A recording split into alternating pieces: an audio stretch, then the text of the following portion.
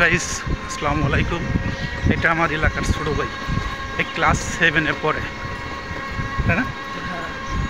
7-এ পড়ে। দেখেন স্কুলে যাচ্ছে, সামনে অনেকগুলো বইয়ের গুচ্ছা এবং পিছনে ব্যাগেও ভরা। সে গাইড প্লাস বই নিতে প্রায় 10 থেকে 15 কেজি ওজন হবে, তাই না? হ্যাঁ, 10 থেকে 15 কেজি হবে। প্রতিদিন নিয়ে যায় এবং নিয়ে আসে। তাহলে এক সময় দেখা যাচ্ছে যে এদের এই বইয়ের বোঝা টানতে টানতে এক সময় এদের মেরুদণ্ড বাঁকা হয়ে যেতে পারে। কয় কেজি বার হবে? 10 কেজি। তাহলে দেখেন 10 কেজি বার হবে বই এবং গাইডগুলো। তাহলে এই বইয়ের বোঝা এবং গাইডের বোঝা এর ভার বহন করা লাগে এই ক্লাস 7-এর ছাত্রের।